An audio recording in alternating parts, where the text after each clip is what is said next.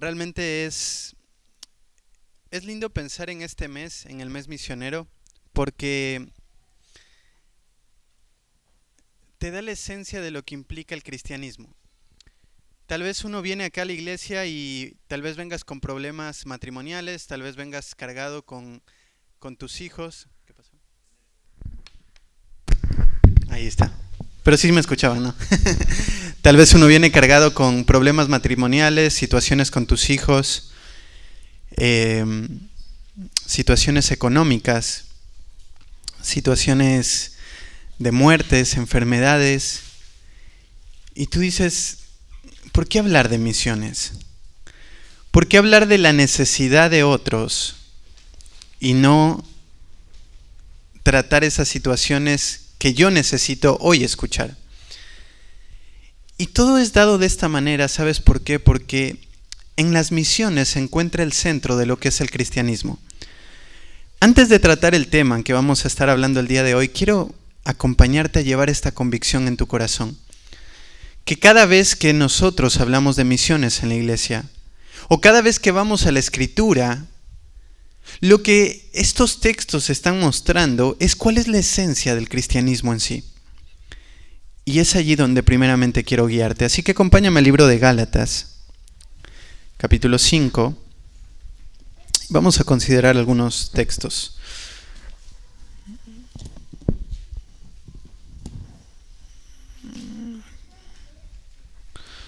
Gálatas capítulo 5. Les digo el versículo.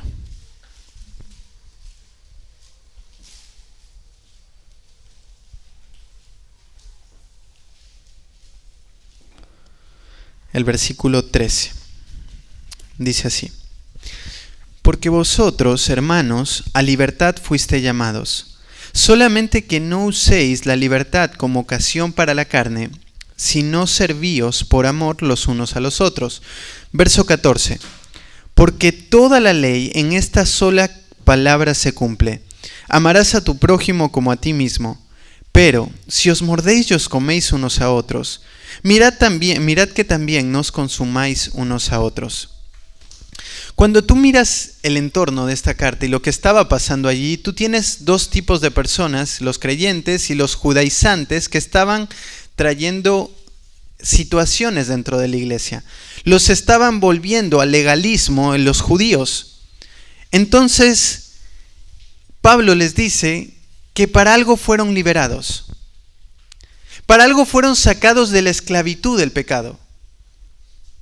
No fue para vivir conforme a la carne, no es para vivir en consecuente de tu persona, sino que la razón por la cual Dios te ha liberado de la esclavitud del pecado es para servir a otros, para servir por amor los unos a los otros.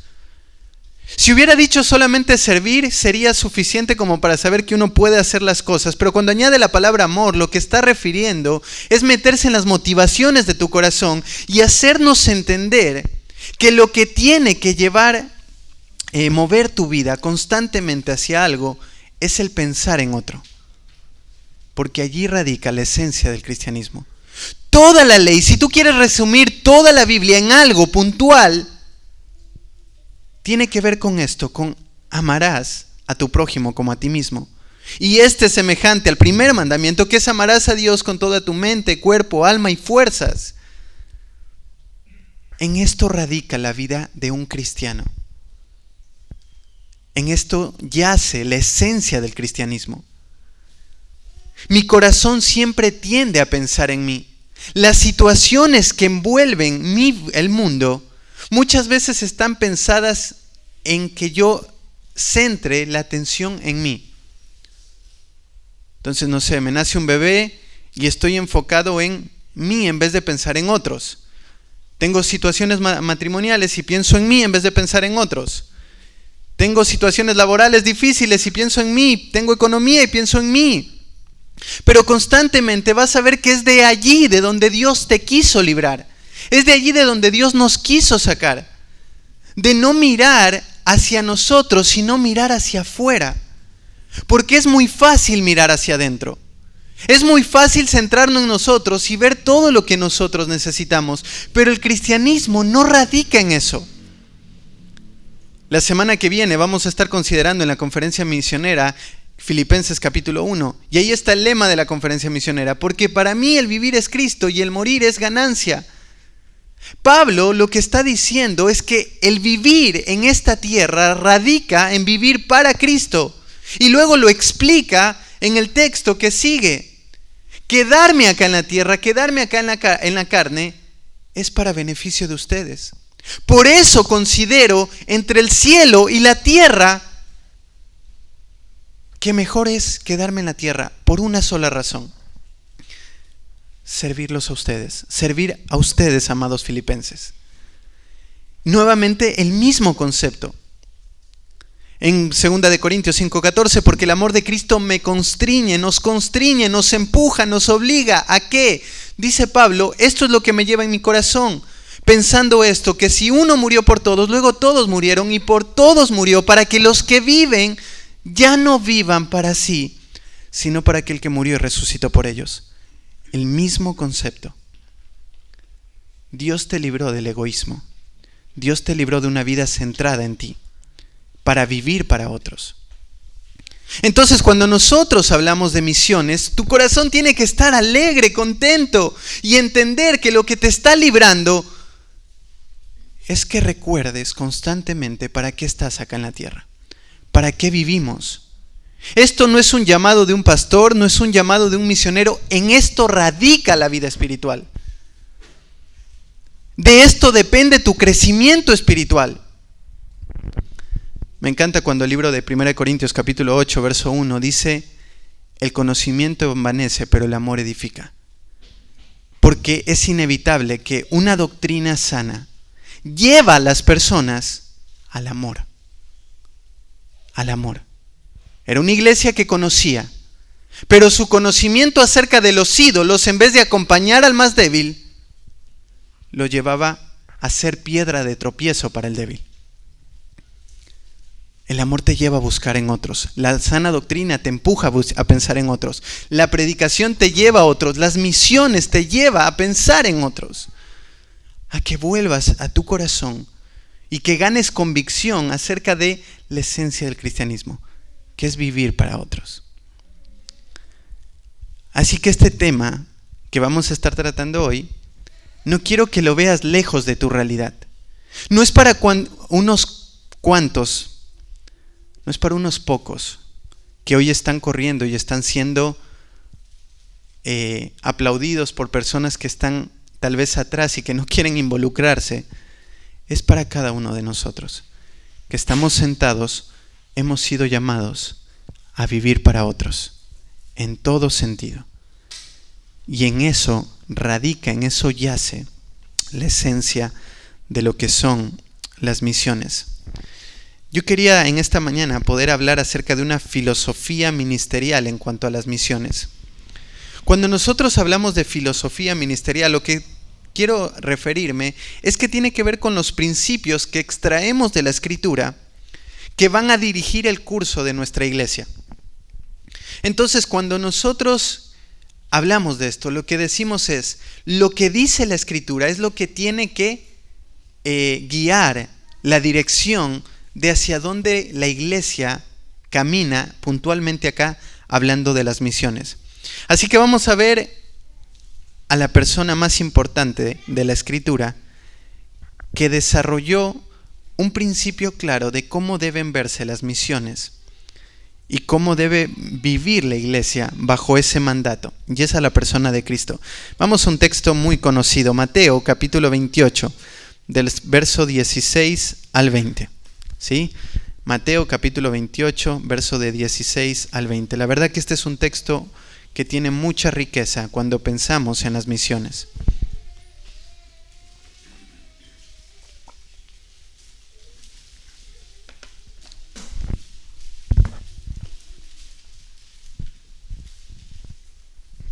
Dice así, Mateo 28 del 16 al 20. Pero los 11 discípulos se fueron a Galilea, al monte donde Jesús les había ordenado. Y cuando le vieron, le adoraron, pero algunos dudaban. Y a Jesús Y Jesús se acercó y les habló diciendo: Toda potestad me es dada en el cielo y en la tierra. Por tanto, id y haced discípulos a todas las naciones, bautizándolos en el nombre del Padre y del Hijo y del Espíritu Santo, enseñándoles que guarden todas las cosas que os he mandado, y he aquí yo estoy con vosotros todos los días hasta el fin del mundo. Amén. Qué preciosa manera de cerrar el Evangelio Mateo. Mateo, a diferencia de los otros evangelios, él no va a cerrar con la ascensión de Cristo, sino que más bien cierra con un mandato. Y cierra con un mandato por el propósito del libro. Cada evangelio tiene un propósito particular, o sería un propósito, mejor dicho, general. El propósito general de los libros es evangelístico y apologético. Cada evangelio apunta a que las personas miren a Cristo de cierta manera y mirando a Cristo de esa manera respondan al evangelio. Pero al mismo tiempo tiene un sentido apologético en base a la cristología, porque apunta a defender quién es Cristo, como humano, como siervo, como rey, como hombre. Cada parte de la escritura de los evangelios va a defender una cierta característica de la persona de Cristo. Aunque todas van a mostrar las 4 características, pero hay algunos detalles que nos enseñan los evangelios que van a decir en cuál de estas características se enfocan. Y porque quieren que su audiencia, que está costando entender esa realidad, puedan mirarla y sujetarse a ella. En el caso de Mateo, Mateo es un libro que tiene como propósito mostrar a Cristo como rey.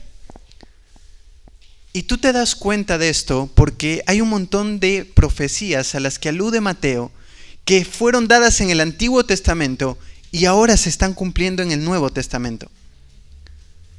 Él arranca con una introducción dando cuáles son las credenciales del linaje real de Cristo. Él va a poner en este evangelio las grandes predicaciones de Cristo. ¿Por qué? Porque el propósito y el punto es poner a Cristo como el Rey, el dueño, el Señor. Es allí donde Mateo quiere llevar a su a las personas que van a leer esto. Recuerda que los judíos habían rechazado el reinado de Cristo. Recuerda que ellos habían crucificado al Salvador. Recuerda que Pedro en Hechos capítulo 2 les dice: ustedes crucificaron a Cristo, ellos se compungieron de corazón y 3,000 judíos ese día recibieron a Cristo. Y prosélitos, judíos y prosélitos. Cuando tú miras esto, tú ves que Mateo quiere mostrar que este Cristo, que el cual la nación había rechazado, entonces Él era el Rey. Entonces quieren llevar a Cristo a mirar que Él está sentado a la diestra de Dios, reinando. Y este reinado debe expresarse en la iglesia local. Y este reino que está expresado en esta iglesia debe ser dirigido a base de las Escrituras. Y por eso es que termina con una orden, donde el Rey muestra cómo deben verse las misiones en la iglesia. Donde el Rey muestra cuál es el propósito para el cual la iglesia está acá y debe continuar su labor. Entonces es allí donde Mateo los quiere llevar. Pero antes de ir a este texto, Mateo cuenta 2 historias que son muy importantes. La primera historia está en el verso del 1 al 10 de Mateo 28, que muestra a 2 mujeres que fueron a ver a Cristo y no ven al muerto, ven en la roca abierta, el sello romano roto y los guardias se habían ido. Alguien se robó el cuerpo, alguien se lo llevó. Humanamente uno pensaría inmediatamente eso, pero si te pones en el contexto, esto era imposible. Ese sello era imposible de romper, no porque sea difícil de romperlo, sino más bien porque era una imposición del emperador. Entonces no se podía quebrar eso, porque de eso dependía la vida.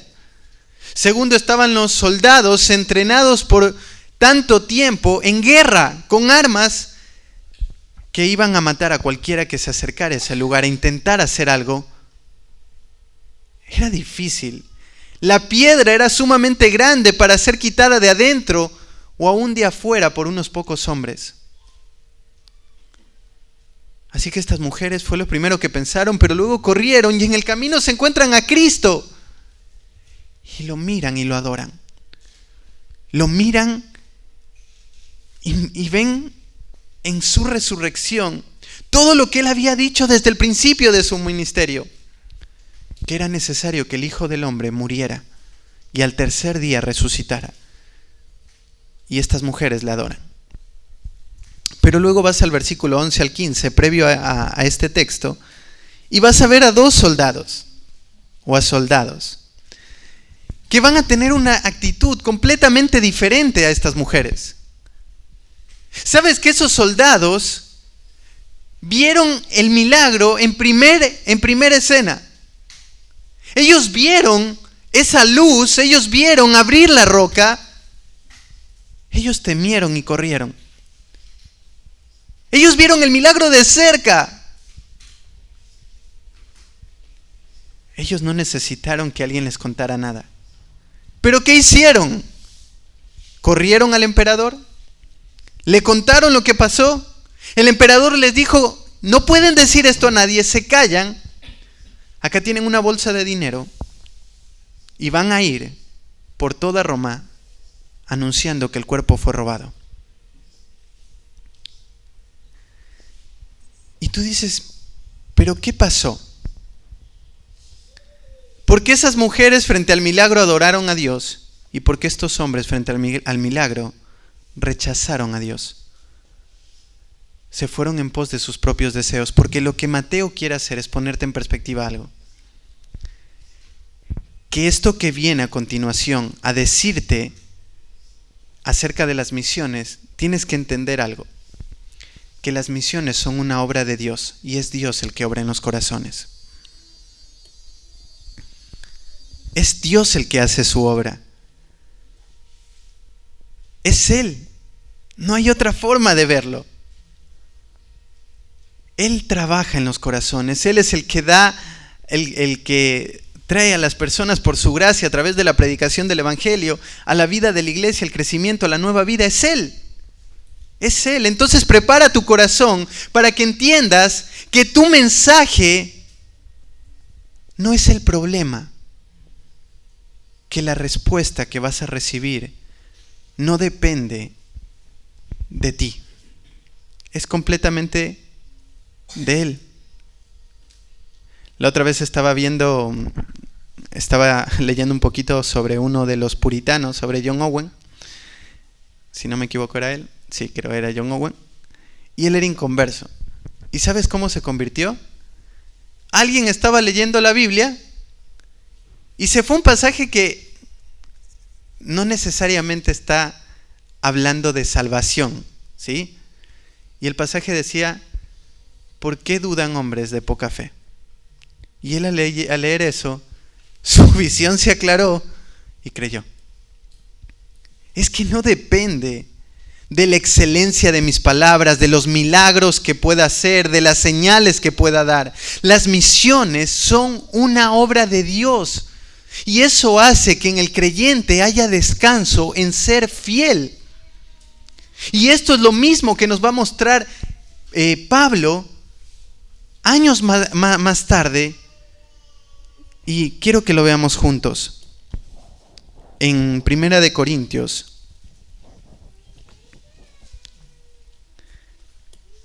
El capítulo 1, versículo 21. Capítulo 1, versículo 21. Dice así: pues ya que en la sabiduría de Dios el mundo no conoció a Dios mediante la sabiduría, agradó a Dios salvar a los creyentes por la locura de la predicación. Porque los judíos piden señales, los griegos buscan sabiduría, Pero nosotros predicamos a Cristo crucificado, para los judíos ciertamente tropezadero y para los gentiles locura. Capítulo 2, versículo 1.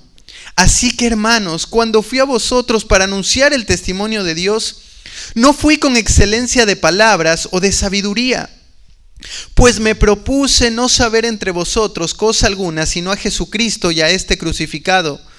Y estuve entre vosotros con debilidad y con mucho temor y temblor. Y ni mi palabra ni mi predicación fue con palabras persuasivas de humana sabiduría, sino con demostración del Espíritu y de poder, para que vuestra fe no esté fundada en la sabiduría de los hombres, sino en el poder de Dios.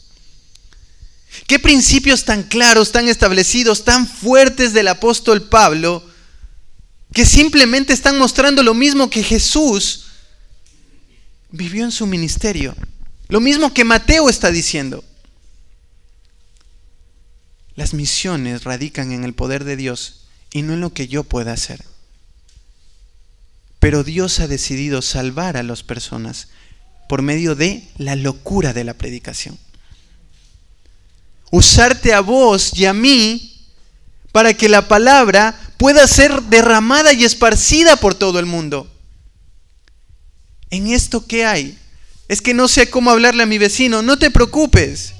Pablo dice, yo no fui en sabiduría, yo no fui en excelencia de palabra. Yo no fui con palabras persuasivas. Yo no quise convencer a la persona para traerla. Dice, yo solamente me propuse una cosa, y es predicar a Cristo y a este crucificado. Y el poder de Dios se ve y es claro, porque el Señor quiere salvar. Solamente espera bocas abiertas que sean utilizados como sus instrumentos para su gloria. Solo hablar. Entonces es precioso cuando ves esto, porque del corazón se libra una carga enorme. ¿Pero qué voy a decir? Pero me van a avergonzar. Pero ¿y si me sale un testigo de Jehová, un mormón, un islámico, qué le voy a decir? Predicarle acerca de Cristo y de este crucificado. Porque Dios es el que hace la obra en los corazones. Dios es el que obra. Pero lo hace, nunca te olvides de esto, por medio de la locura de la predicación. Hoy vivimos en una etapa donde la iglesia se ha olvidado de esto. Donde pensamos que es suficiente con ser un buen testimonio para que las personas vengan a Cristo. Y eso no es verdad. No hay ningún texto bíblico fuera de 1 de Pedro capítulo 3 que habla de que las mujeres van a ganar a sus esposos, pero esto no significa que por su testimonio van a ser ganadas, en el sentido de que no hablaron ni dijeron nada. Sus esposas evidentemente predicaban, porque esto era lo que vivían en la vida, en la iglesia primitiva. Pero fuera de ese texto, que se podría entender solamente de esta manera, no hay ningún texto que hable de que a través de mi vida, de mi testimonio, la gente se convierta. No, hay que hablar. Obviamente que es necesario tener un testimonio atrás que verifique que eso lo que estás diciendo es real, pero no es el mayor punto ni la mayor fuerza, sino es solamente predicar a Cristo. ¿Por qué es necesario que Mateo diga estas cosas? Porque necesitas entender que lo que Dios espera de sus hijos es la fidelidad más que los resultados. ¿Sabes? La misión pone muchas veces ese peso en tu corazón de: me encantaría llegar a la iglesia y decir, hermano, le prediqué a 10, ¿sabe cuántos se convirtieron? 9.5. Y el 5, ¿por qué? No, es que, hermano, ahí lo tengo. Pero la realidad es que no depende de nosotros.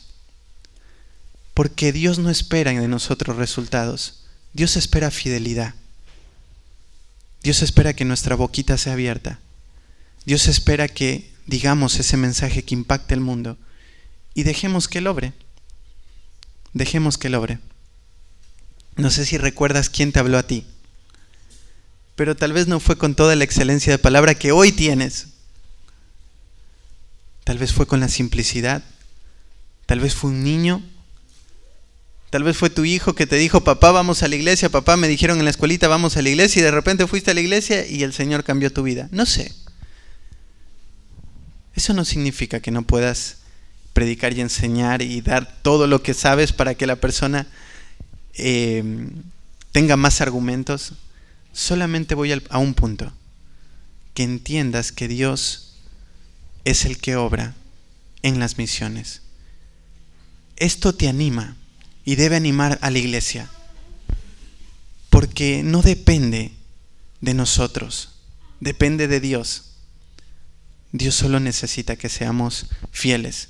¿Y era necesario que se cuenten estas dos historias? Por supuesto. Por lo que te digo, por esa tentación de querer ver algo, de esa tentación y esa expectativa de quiero que cambie. Ahora tú dices, Carlos, este principio es importante, muy importante.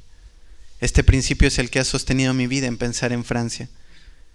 Porque yo te soy sincero, sueño con ver una Francia diferente. Pero puede hacer que me muera y no vea nada. ¿Y vale la pena? Sí. Porque el punto no está en cuánta gente traigo a la iglesia. El punto está en ser fiel. ¿Sí? Entonces, pensando en esto, ahora sí vamos a meternos a esta historia tan preciosa de Mateo, que arranca con ese contraste. Dice el versículo 16.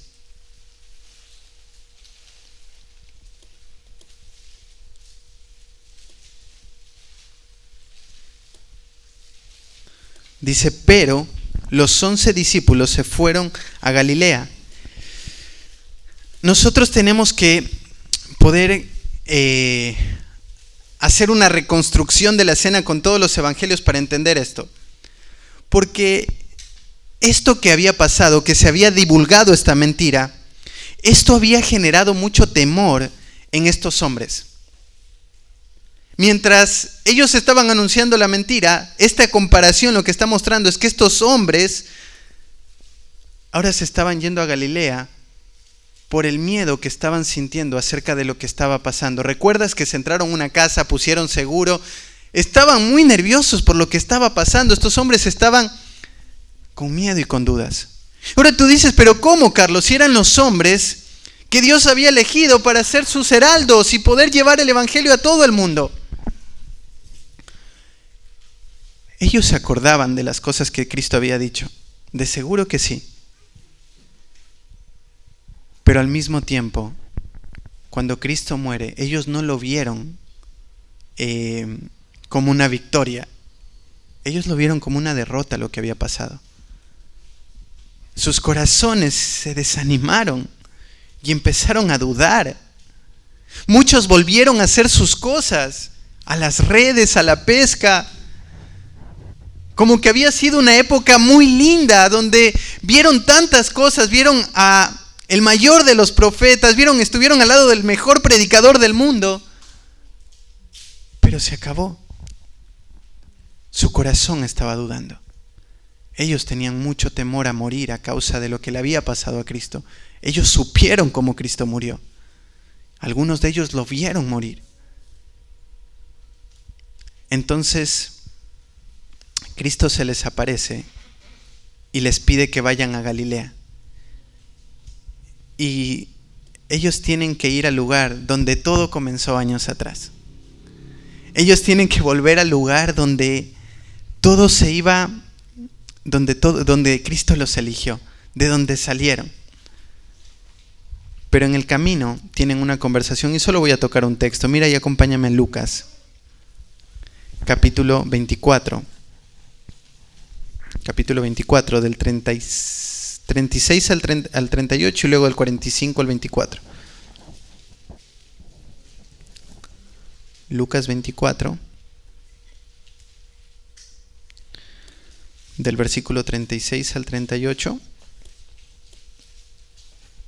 dice así: Mientras ellos aún hablaban de estas cosas, Jesús se puso en medio de ellos y les dijo: paz a vosotros.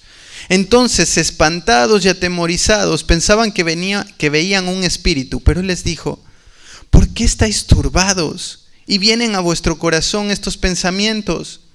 Mirad mis manos y mis pies, que yo mismo soy, palpad y ved, porque un espíritu no tiene carne ni hueso, como veis que yo tengo. Y diciendo esto, les mostró las manos y los pies. Verso 43, y él lo tomó y comió delante de ellos.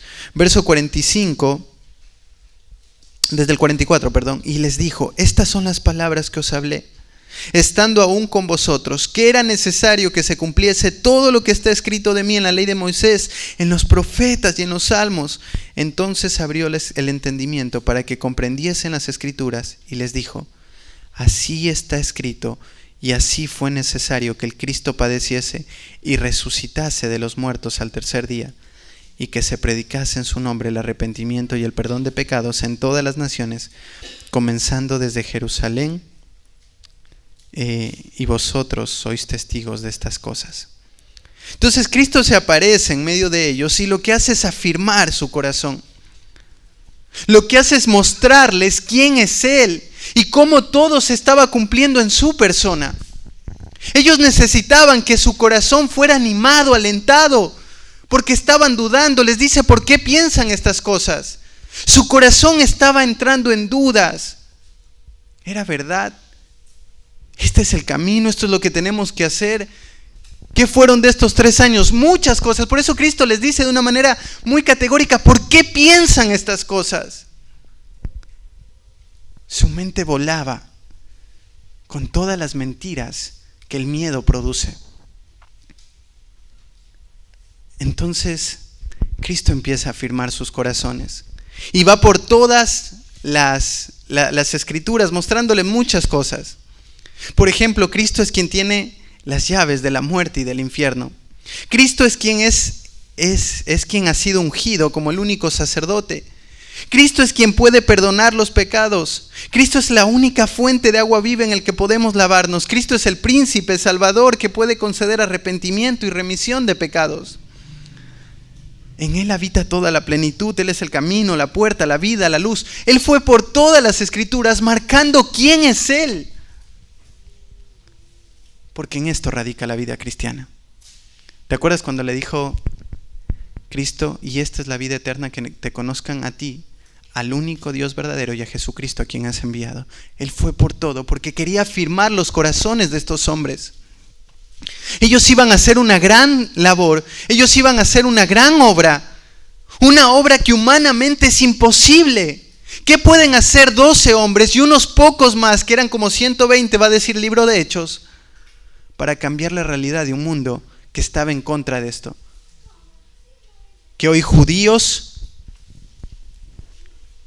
estaban en contra de esto y todas las naciones alrededor, paganas, creían que nosotros éramos ateos por cuanto creíamos en un Dios y no en todos. ¿Qué puede hacer el hombre en esto? Bueno, lo que necesitaban era afirmar su corazón en quién era Cristo. Y esto es importante, porque esto va a hacer que heraldos miedosos, que heraldos cobardes, que heraldos que estuvieron dispuestos a hacer diferentes cosas, como lo tenemos a Pedro negando a Cristo 3 veces, maldiciendo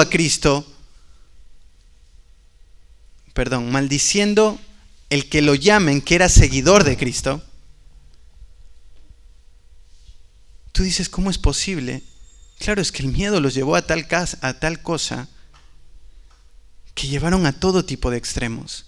Algunos siguiéndolo de lejos, otros desconociéndolo completamente. Solo Juan estuvo al pie de la cruz. No hubo otro.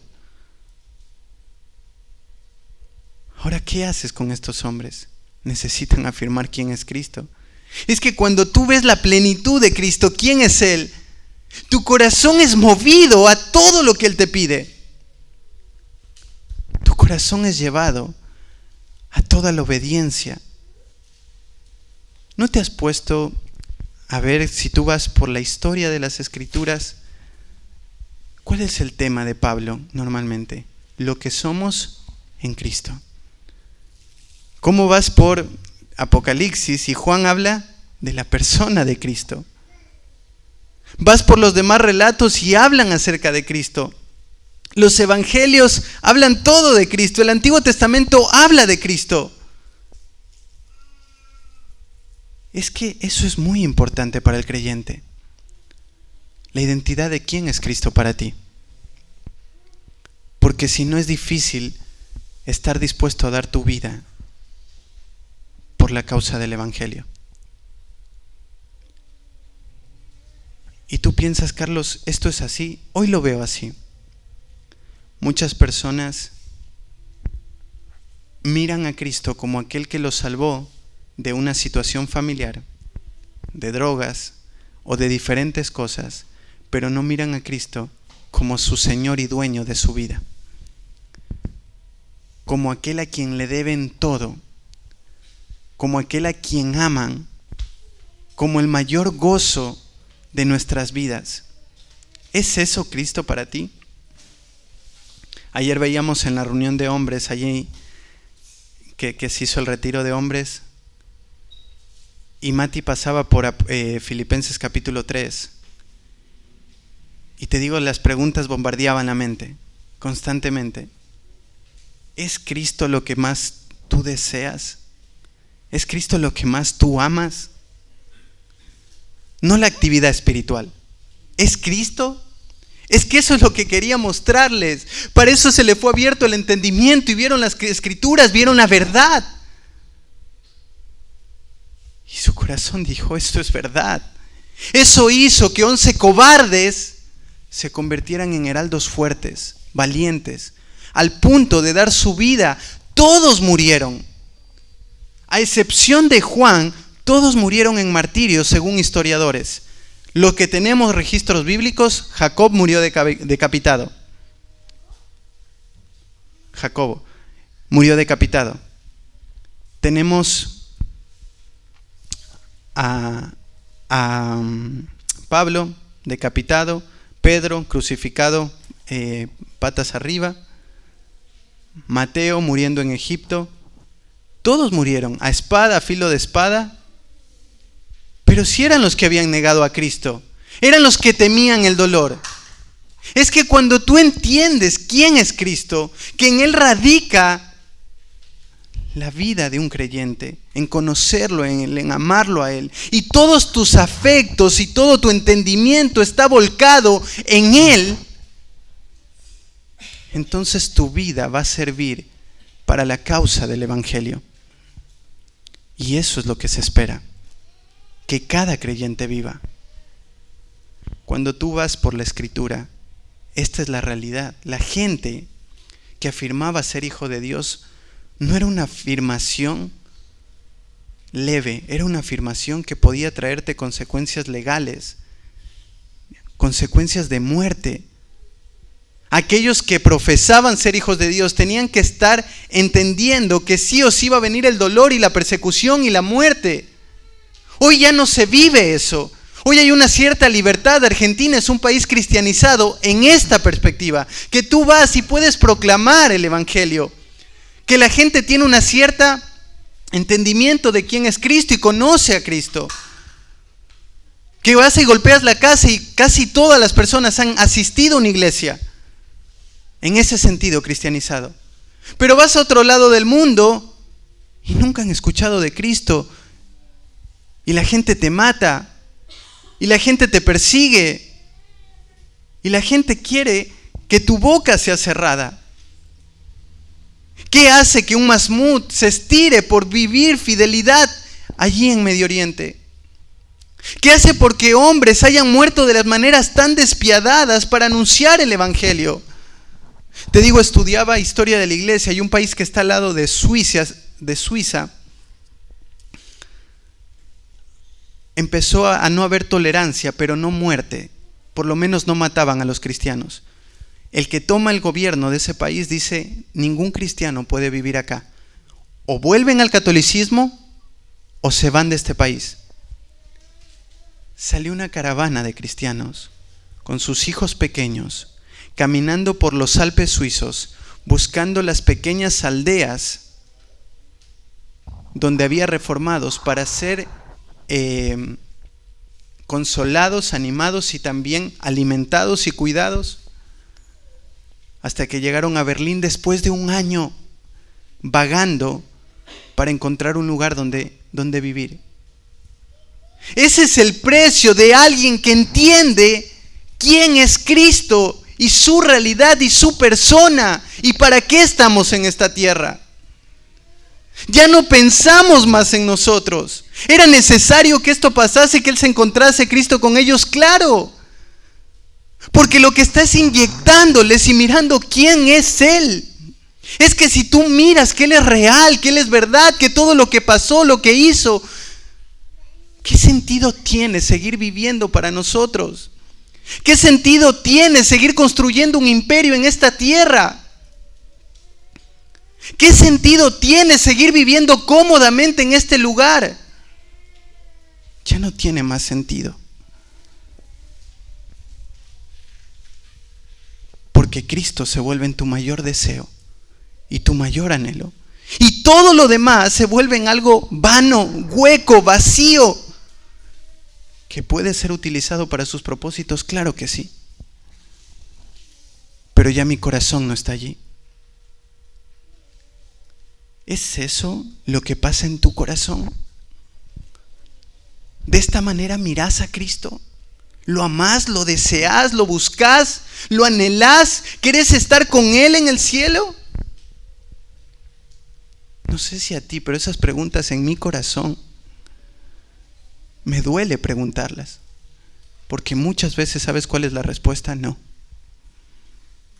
Muchas veces amo más este mundo. Y me duele en el corazón.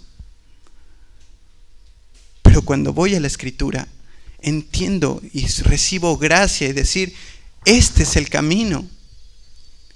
Esta es la forma, esto es por donde debo caminar. Entonces estos hombres fueron alentados y por eso se convirtieron en heraldos valientes, dispuestos a dar su vida. Espero que tu corazón también sea guiado a ese punto. En el lugar donde estés, de la manera que vivas, recuerda que vives para Él. Fuera de Él, la vida no tiene ningún valor, ningún sentido, ningún propósito, nada. Después que les dice Cristo esto, entonces va a hablar de lo que implican las misiones. Tú dices, Carlos, ¿era necesaria toda esta introducción? Tranquilo, lo demás es más rápido. Sí, porque quiero que tu corazón sea fortalecido de la misma manera que los discípulos. De todo lo que recibieron ellos en ese momento. De todo lo que pasó en su corazón, de todo lo que llevó a un Pedro a negarle, a pararse delante de 3,000 personas, entre los cuales posiblemente estaban aquellas personas a las cuales él había negado. Y ahora no le importa nada. Ahora si me matan, que me maten. Entiendo que esto es verdad, esto es real. Así que el primer punto es, las misiones se realizan entendiendo su autoridad. Las misiones se realizan entendiendo su autoridad. En el versículo 18, el Señor Jesús dice, toda autoridad me es dada en el cielo y en la tierra. Esta palabra autoridad tiene que ver con un poder absoluto de un rey. Un poder que tiene el rey, completamente. Entonces Cristo les va a decir esto, todo me es dado a mí. ¿Qué tiene Cristo? Según lo que vemos en la Escritura, autoridad que ha sido dada de parte del Padre, pero tiene la autoridad para ordenar, en Mateo 10:1, sobre su creación. En Mateo 21:23, Él tiene autoridad para actuar. En Mateo 9:6 tiene autoridad para perdonar y salvar. En Lucas 12:5 tiene autoridad para juzgar. ¿Y a qué se refiere? ¿Cómo que le ha sido dada autoridad?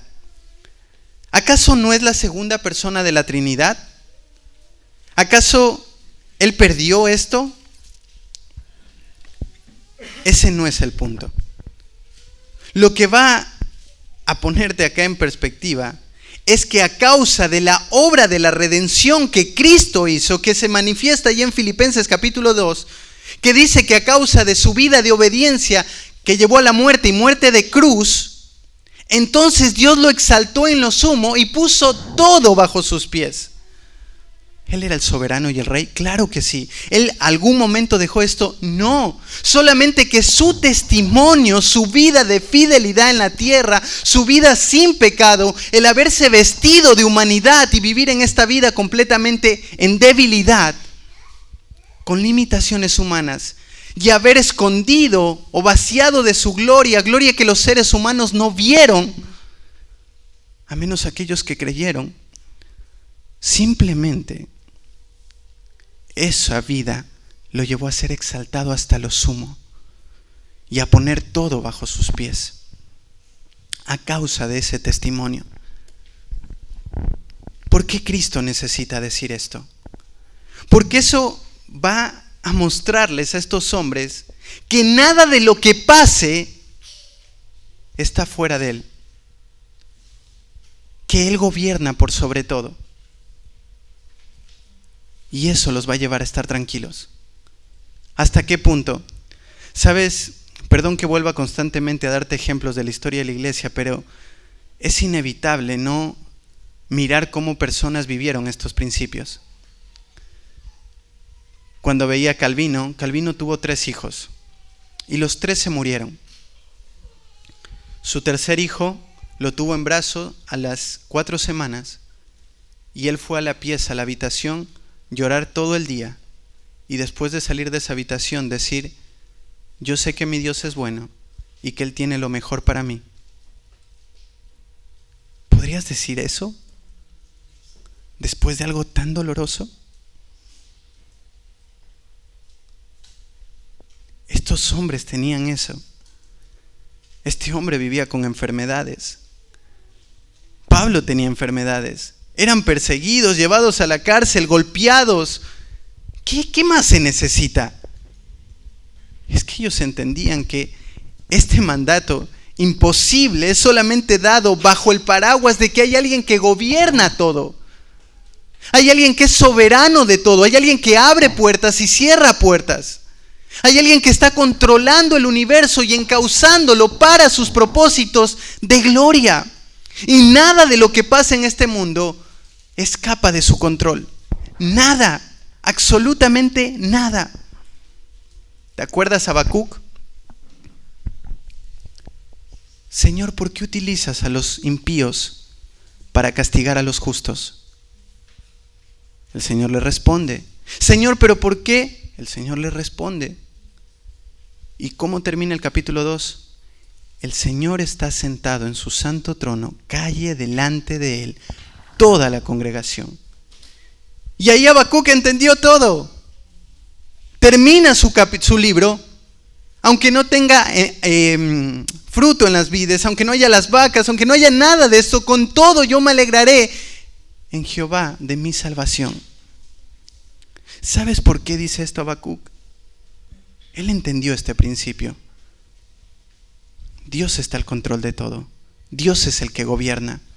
Dios no ha perdido la calma. Dios no está arriba preocupado y diciendo: uy, mi plan me equivoqué. Ahora tengo que tomar el camino B. No, todo está siendo encauzado por Dios. Y aún el mal, Dios lo utiliza para sus propósitos de bien. ¿Te acuerdas, José? Ustedes, hermanos, lo planearon para mal, pero Dios lo llevó a bien. Dios lo guió a bien. Dios tenía todo en sus planes. Todo. ¿Eso no te da esperanza? ¿Cómo crees que esto no convirtió a estos hombres temerosos y llenos de dudas en hombres valientes? Los discípulos entonces entendían que la gran comisión solo podía ser posible a medida que nuestros corazones sean dirigidos bajo esa autoridad y descansar en que Él tiene el control de todo.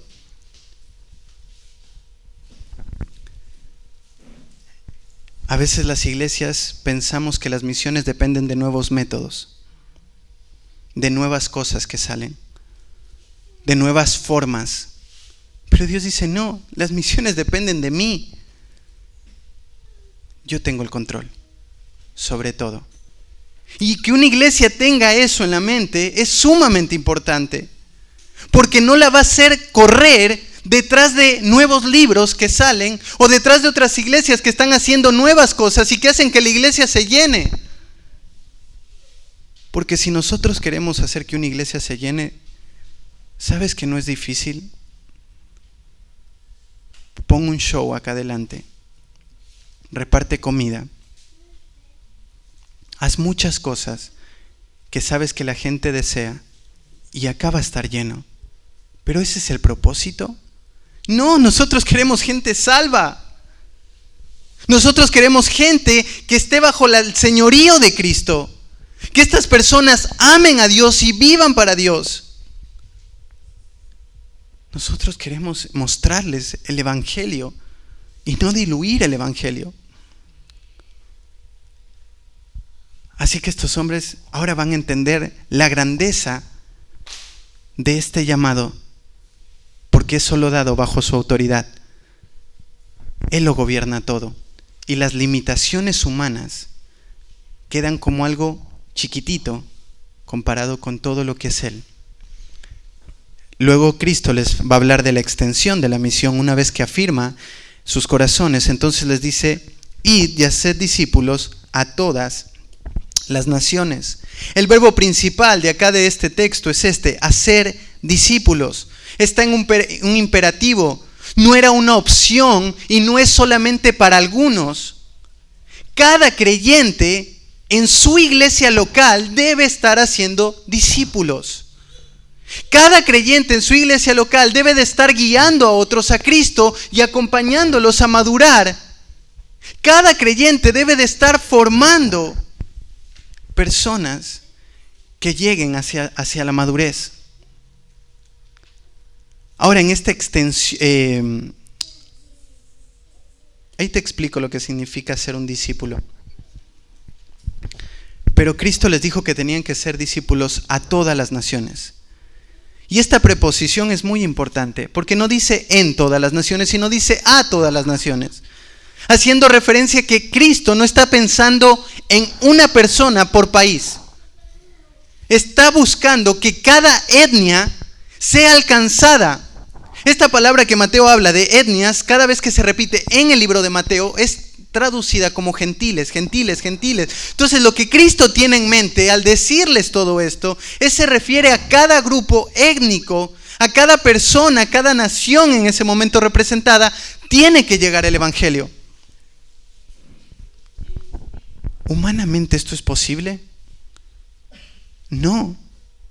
¿Por qué? ¿Qué implica que alguien se vaya de aquí para allá? ¿Dinero? Y los recursos son pocos. Se necesita una familia o un hombre que esté dispuesto a irse a esos lugares. No sé si ustedes están siguiendo las redes, o el WhatsApp, mejor dicho, donde van pasando los banners acerca de la conferencia misionera. Pero hace unos 3 días atrás, el banner hablaba de los 150 países que son los cristianos perseguidos. Necesitas una familia que vayan a esos lugares y que funden iglesias en entornos donde eso es casi imposible. Entonces se vuelve inmensa, claro, pero recuerda lo anterior, Dios está al control de todo. Dios está al control de todo. Pero Dios quiere usar tu vida para alcanzar a todas las etnias. No es suficiente con alcanzar Tristán Suárez. Si no lo estás haciendo ya de antemano, te digo, ese es tu primer llamado. No es suficiente con alcanzar Buenos Aires, ni siquiera toda Argentina. Una iglesia empieza a desaparecer cuando deja de tener su enfoque en el mundo. Porque nuestro propósito es el mundo. Este mes en la iglesia estuvimos hablando un montón de las misiones. Y era hermoso hablar con hermanos que pensaban, Señor, ¿a dónde podemos ser útiles? Señor, tú has puesto pesos en el corazón. Vemos necesidades. Señor, ¿me puedes utilizar a mí? Y todas estas respuestas es sí. primero en tu iglesia local, aquí en el entorno y hacia afuera. Amén. Dios puede utilizarte. Pero a veces nos olvidamos de ese primer principio. Toda potestad me ha sido dada. Cuando estaba en Europa le decía a mi esposa, ¿qué hace un ecuatoriano predicando en Suiza?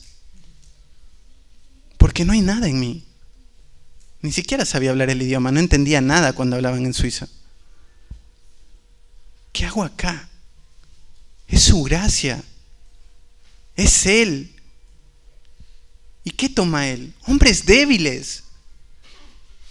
Hombres sin fortaleza, sin grandes cosas. ¿Para qué? Para que la excelencia del poder sea de Él y no nuestra. Es Él. Entonces, aunque esta tarea se vea terriblemente grande, es a lo que tiene que abocarse la iglesia. Dios quiere tu vida y tu fidelidad. Y esta tarea, nuevamente, no es una opción. Y empieza con pequeños pasos. Anunciaban que venimos la semana que viene. No, en 2 semanas. Es tu oportunidad. Pero tampoco tienes que esperar a una campaña. Es cada día, y eso lo vamos a ver ahora. Cada día en tu diario vivir. Pero ¿qué tienes que hacer? ¿Entregar folletos? Está buenísimo, pero no es suficiente. ¿Predicar el evangelio? Está buenísimo, pero no es suficiente. Dijo, id y haced discípulos. ¿Qué o quién es un discípulo? Esta palabra discípulo tiene que ver con alguien que se convierte en alumno. Es alguien que es acompañado y es puesto algo en la mente y dirigido a esa persona hacia algo. Es alguien que está comprometido con el aprendizaje. Esto es lo que marca una persona que es discípulo.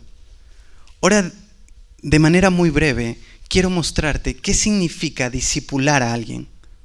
Acompáñame a 2 de Timoteo, capítulo 3, versículo 10. 2 de Timoteo, capítulo 3, versículo 10.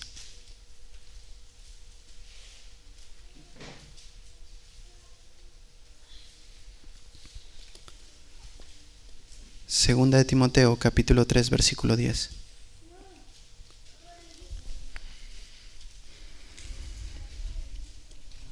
Dice así: pero tú has seguido mi doctrina, conducta, propósito, fe, longanimidad, amor, paciencia, persecuciones, padecimientos como los que me sobrevinieron en Antioquía, en Iconio, en Listra, persecuciones que he sufrido y de todas me ha librado el Señor.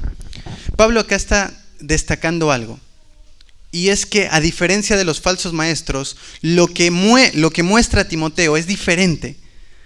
Timoteo ha sido un discípulo de Pablo. ¿Por qué? ¿Qué hace que Pablo lo haya discipulado? Pablo mostró doctrina, conducta, propósito, fe, longanimidad, amor, paciencia, persecuciones y padecimientos. Él fue un modelo para que su discípulo pueda seguir en ese mismo camino. El discipulado pone una presión muy grande. Porque el discipulado no es seguir por un libro y hacer 4 pasos de algo. Está buenísimo tener el libro. Está buenísimo tener los 4 pasos o los 5 pasos. Pero eso no es discipular solamente. Pablo primero le dice, tú seguiste mi doctrina. Pablo le mostró a Timoteo cómo utilizaba la doctrina en cada área. En todos los momentos. Cuando le dice has seguido, significa algo cercano. Timoteo estaba muy cerca de Pablo para poder ver cómo era la vida de Pablo. Es difícil discipular sin tener a tu discípulo cerca. Solamente encontrarte con él en un día y que él no puede estar cerca aprendiendo. Él necesita saber cómo manejas la doctrina. Luego dice que él siguió la conducta. Claro, Timoteo necesitaba ver cómo la doctrina de Pablo era puesta en el diario vivir. Timoteo quería ver cómo Pablo administraba el dinero, cómo él entendía el matrimonio, cómo él vivía, en qué horario se levantaba, qué era lo que compraba. Él necesitaba estar muy cerca para poder entender esto y todas las áreas. Porque Porque discipular requiere tener a alguien cerca que aprenda a vivir bajo los principios bíblicos, pero él necesita tener a alguien para poder imitar. ¿Suena esto arrogante? No. Porque el principio de imitación está en toda la Escritura.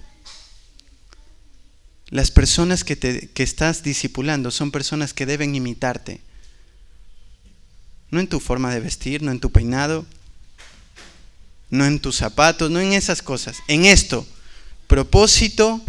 doctrina, conducta, propósito. El apóstol Pablo guió a Timoteo a abrazar ese propósito general de glorificar a Dios.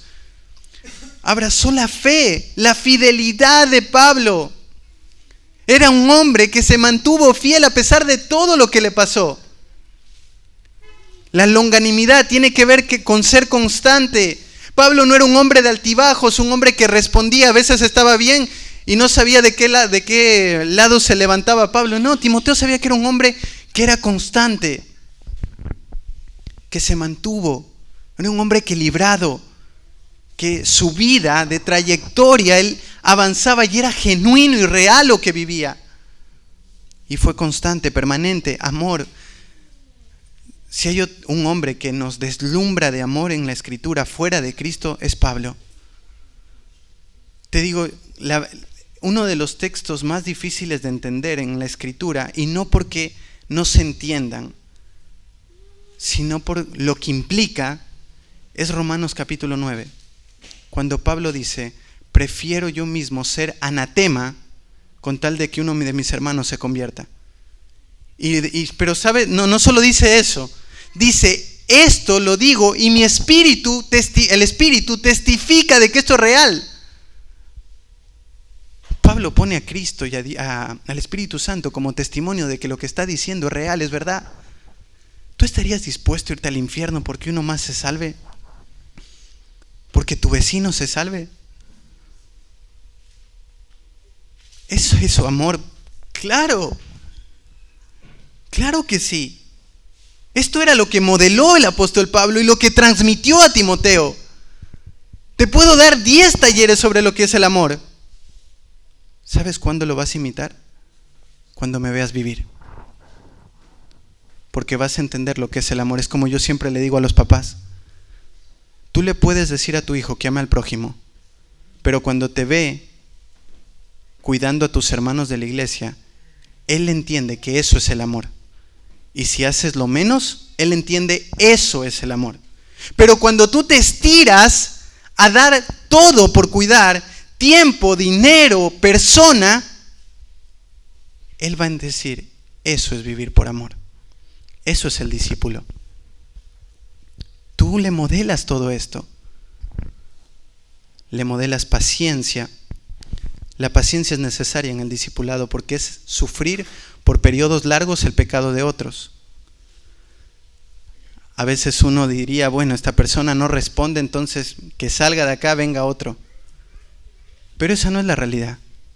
Uno tiene que ser paciente, porque Dios es un Dios paciente. Si Dios tendría ese mismo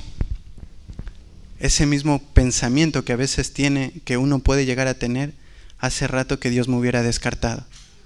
Pero Dios ha sido paciente, amoroso, tierno, y el Señor ha ido dando el crecimiento. Hay que ser paciente al discipular. No puedo esperar que mi discípulo entienda toda la gramática cuando recién llegó a la iglesia. No puedo esperar que él entienda todos los mandamientos. No puedo esperar que venga todas las mañanas acá y esté a las 8:30. ¿Quiero que llegue a eso? Por supuesto que sí. Pero eso requiere paciencia, cercanía, ganar autoridad. Eso es discipular. Y por último dice persecuciones y padecimientos. Uno también modela esto. Todo aquel que quiera vivir piadosamente padecerá persecuciones. Esto va a pasar y uno tiene que modelar. Timoteo reconocía eso. Entonces, esto es hacer discípulos. Ahora, ¿ves que es grandísima la tarea? ¿Cuántos puedes tener a tu cuidado para cumplir esto? 3, 4, como mucho. Tal vez puedas hacer más. Pero tienes que pasar mucho tiempo para que esto sea transmitido en la persona. para que tu vida sea volcada en la otra persona. Es el llamado, hermanos, de cada uno de nosotros. ¿Cómo lo vamos a hacer? Ahí es lo que dijo Cristo, la tarea de las misiones. Primero, id. Lo primero que tenemos que hacer es id. Esta palabra tiene la idea de viajar, de trasladarse. ¿Por qué te digo esto? Porque a veces pensamos que id tiene que ver como, bueno, mientras voy en el camino voy predicando.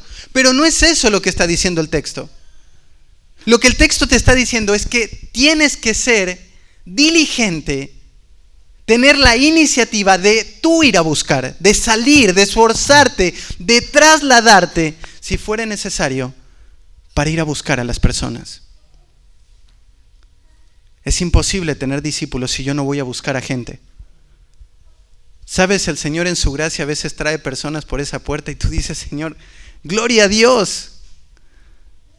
Pero es el trabajo de la iglesia constantemente ser un testimonio en el lugar donde Dios los ha puesto y ser intencionales en ir, en salir.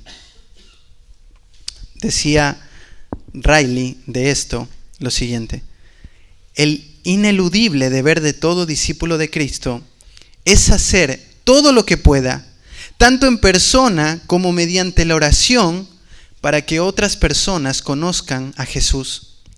Si descuidamos el cumplimiento de este deber, ¿dónde está nuestra fe? ¿Dónde está nuestro amor? Si un hombre no siente el deseo de anunciar el Evangelio a todo el mundo, no estaría fuera de lugar poner en duda si él mismo conoce su valor. Te lo repito, para que lo tengas así bien claro. Toda persona, todo discípulo de Cristo tiene que hacer todo lo que pueda en persona o en oración para que una persona o para que las personas conozcan de Jesús. Si descuidamos este deber, primera pregunta, ¿dónde está nuestra fe? Segunda pregunta, ¿dónde está nuestro amor? Y si un hombre no siente el deseo de anunciar el Evangelio a todo el mundo, no estaría fuera de lugar poner en duda si él realmente conoce el valor del Evangelio. Y es verdad. Hablamos del Evangelio, hablamos lo que hizo, que nos salvó, nos sacó. ¿Realmente conoces el valor? ¿Por qué no se lo enseñas a tus hijos? ¿Sabes cuántos padres gastan tan poco tiempo en predicarles a sus hijos? ¿Esperas tal vez que la iglesia lo haga? Pero es tan necesario acompañarlos, y desde chiquito Ayani está leyendo una historia y tú vas viendo cómo van captando ciertas cosas. Dice Adán, Eva, fuera.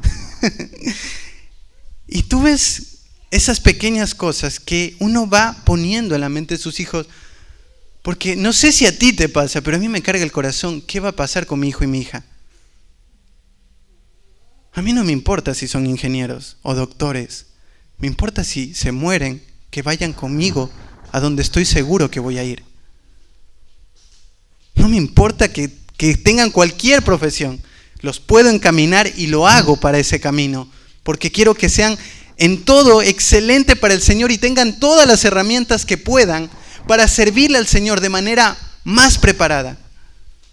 Pero mi enfoque está en su salvación y en la gloria de Dios. Yo no puedo salvarlos, pero no puedo dejar de no anunciarles. En casa, hacia afuera, nuestra familia cercana de sangre necesita el Evangelio. Tus vecinos y gente que no conoces. ¿Conoces el valor del Evangelio realmente? Hay veces tantas excusas que ponemos: no tengo dinero, no tengo preparación, no tengo conocimiento, no tengo tiempo. Pero este mandato no tiene condiciones. La orden es clara y es simple. Hay que hacerlo. Y es lindo que no se da en base a nuestra capacidad. No se da en base a nuestra reputación. Pero sí requiere trabajo y dedicación. A veces requiere aprender un idioma, una cultura y prepararse para salir. A veces requiere simplemente salir en el invierno e ir a predicar. a veces solamente requiere que abras la puerta de tu casa para que alguien entre. Otras veces requiere que pagues un corte de pasto a alguien que viene y que te da la oportunidad de en media hora predicarle y haber invertido, no sé, los mejores 10,000 pesos de tu vida para que alguien conozca de Cristo, o por lo menos se escuche. Ganad amigo por medio de las riquezas injustas, para que cuando éstas falten, os reciban en las moradas eternas. El dinero es para eso. Mi tiempo es para eso. Los recursos son para eso. Todo es para eso. Intencionalidad es lo que pide el Señor cuando dice, id. Luego dice, la siguiente cosa es bautizarlos.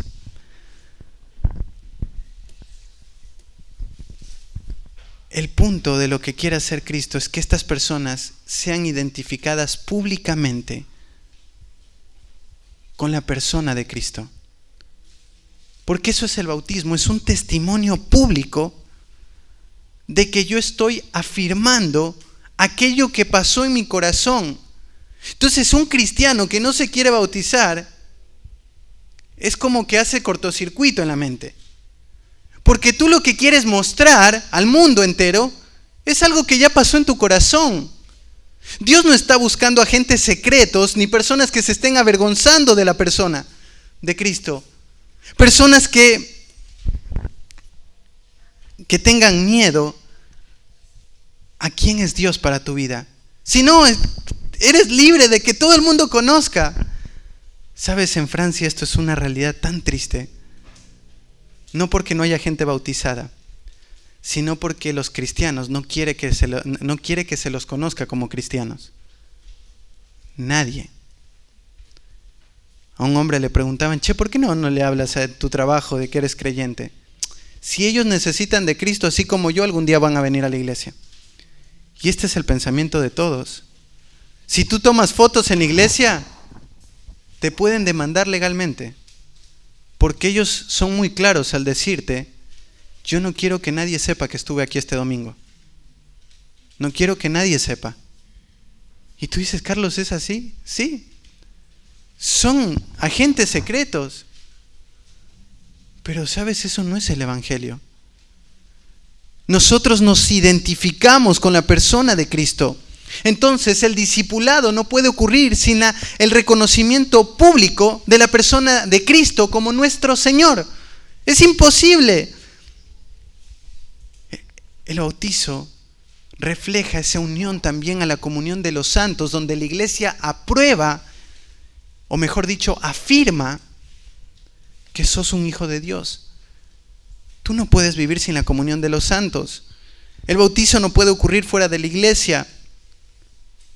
El discipulado no puede pasar sin un sentido de pertenencia a Dios.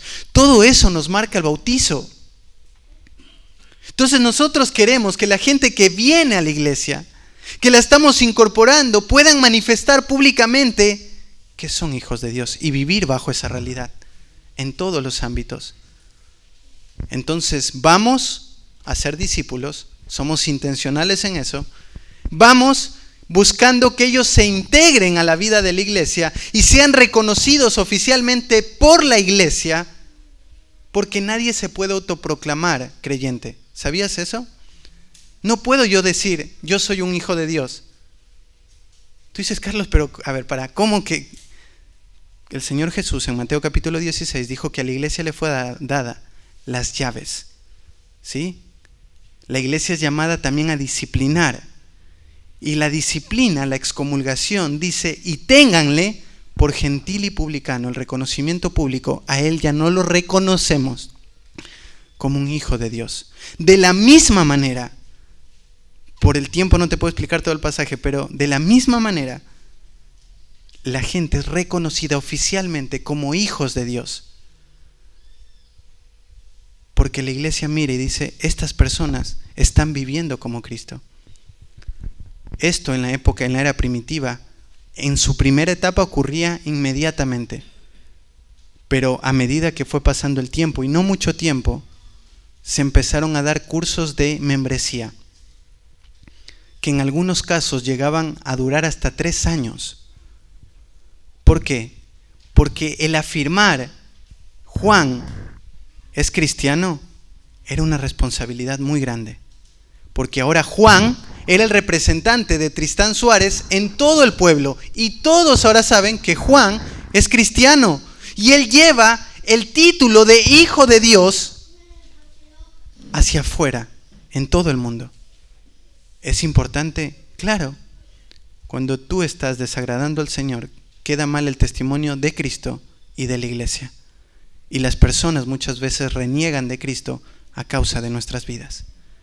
Es verdad que por su pecado se van a ir al infierno, pero a veces nosotros aportamos un poco en que ellos vean malos ejemplos en nuestras vidas. Entonces yo quiero que estos discípulos se identifiquen con Cristo plenamente. Y por último, que les enseñes todas las cosas, ¿sí? Que guarden todas las cosas, que mantengan a la vista todas las cosas, que es el significado de esta palabra. La palabra es vigilar, ¿sí? Vigilar. El que dice guarden todas las cosas tiene que ver con vigilar, guardar, mantener, cuidar.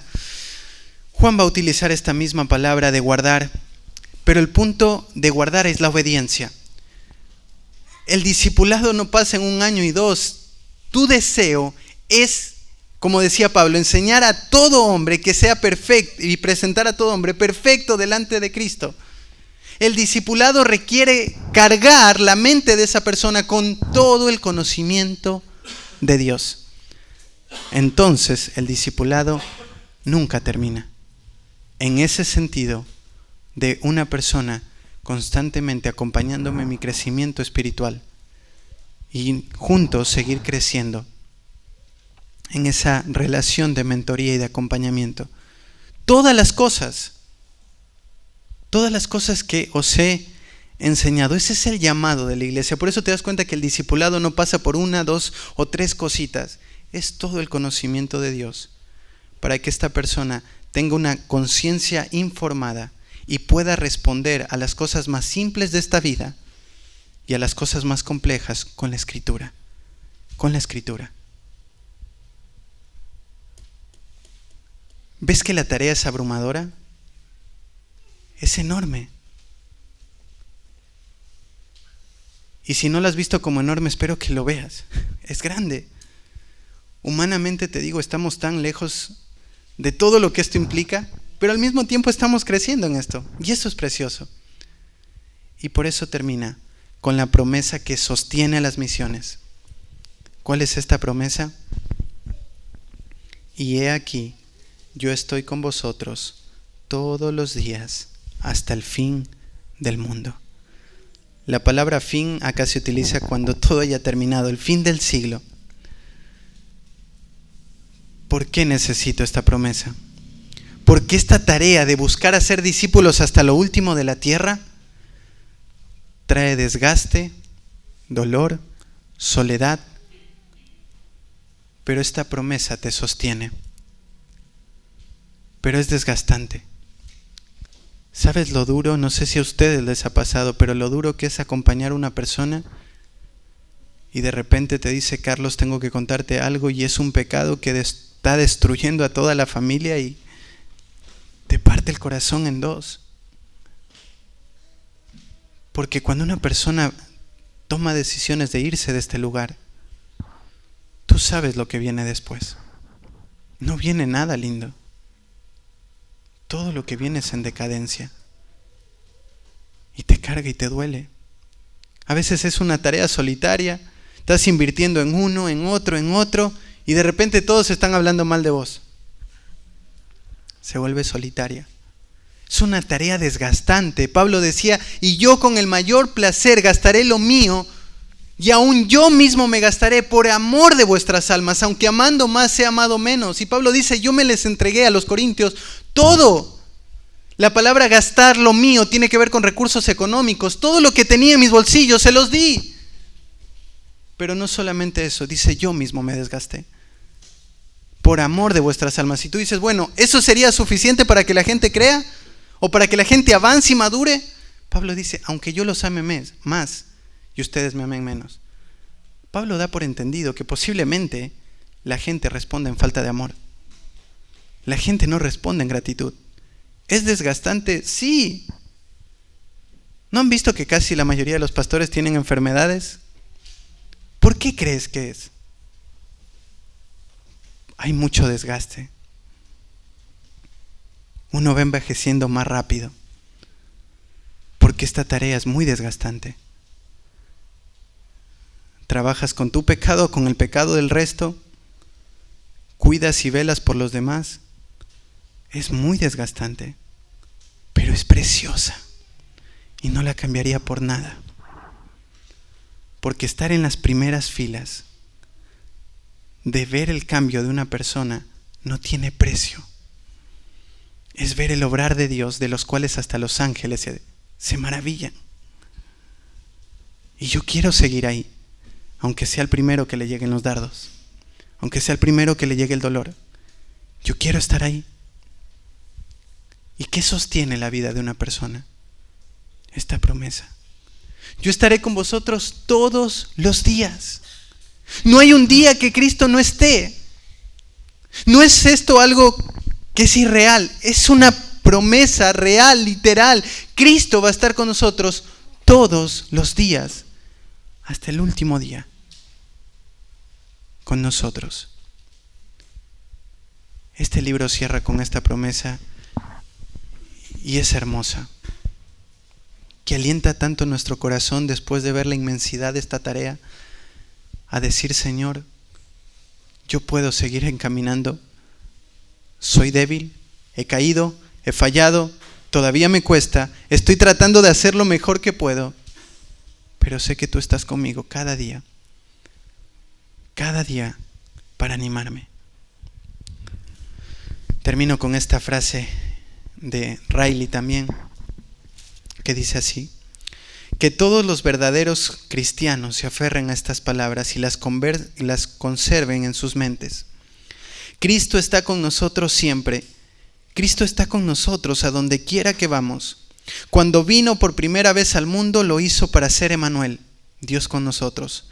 Ahora llegando al fin de su ministerio terrenal y a punto de partir de este mundo, declara que Él será siempre Emmanuel, siempre con nosotros.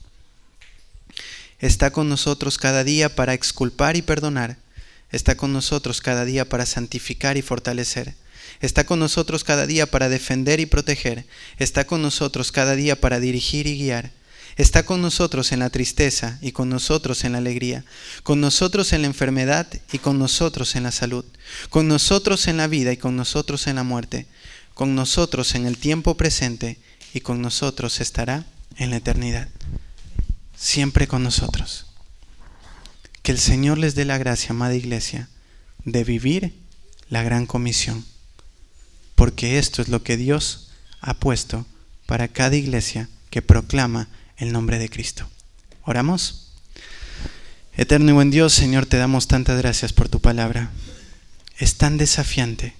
Esas palabras de Cristo, Señor, concluyen con tanta fuerza y poder para nuestras vidas, que parten nuestro corazón y nos hacen ver, Señor, lo egoístas que somos, lo débiles que somos. Señor, no es una tarea que humanamente la podamos hacer. Nos sentimos tan limitados. Pero gracias, Padre, porque sabemos que esta tarea no la hacemos nosotros, la haces tú. Solamente somos instrumentos en las manos de un Dios grande, soberano, poderoso, misericordioso, perfecto.